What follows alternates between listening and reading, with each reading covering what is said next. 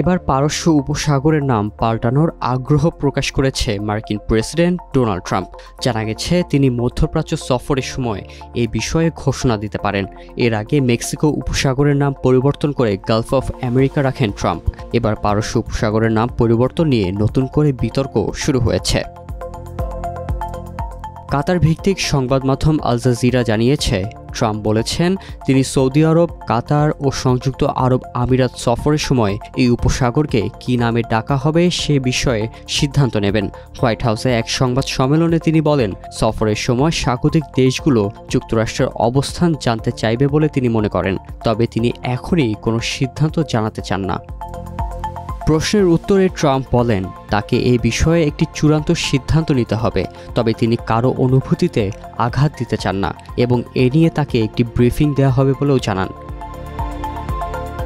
মার্কিন সংবাদ মাধ্যমগুলো বলছে 13 থেকে 16 মে পর্যন্ত তার সফরের সময় ট্রাম্প ঘোষণা দিতে পারেন যে যুক্তরাষ্ট্র এখন থেকে পারস্য উপসাগরকে আরব উপসাগর বা গালফ অফ আরেবিয়া নামে ডাকবে।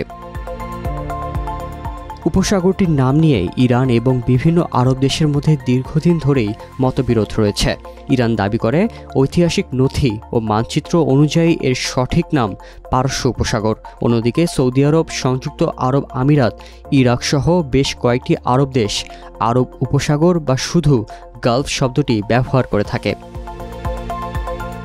2023 সালে এক ফুটবল টুর্নামেন্টকে আরব উপসাগর কাপ বলা হলে তেহরান করা প্রতিবাদ জানিয়ে ইরাকি রাষ্ট্রদূতকে তলব করে। এমনকি 2012 সালে গুগল তাদের অনলাইন মানচিত্রে এই জলপথের নাম উল্লেখ না করায় ইরান আইনি পদক্ষেপ নেওয়ার হুমকি দিয়েছিল।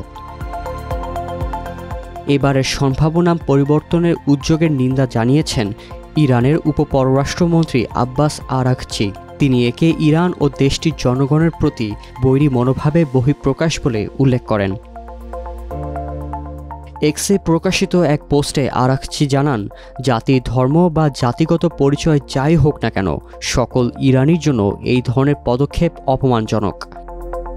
তিনি আশঙ্কা প্রকাশ করেন পারস্য উপসাগর নিয়ে ছড়ানো এই কথাবার্তা সম্ভবত একটি অপতথ্য অভিযানের অংশ, যার মাধ্যমে বিশ্বজুড়ে ইরানিদের ক্ষোভে উত্তেজিত করার চেষ্টা চলছে। প্রেসিডেন্ট হওয়ার পর ট্রাম্প এর আগেও এমন পদক্ষেপ নিয়েছেন। বছরের শুরুতে তিনি মেক্সিকো উপসাগরের নাম পরিবর্তন করে গালফ অফ আমেরিকা রাখার এক নির্বাহী আদেশে স্বাক্ষর করেছিলেন।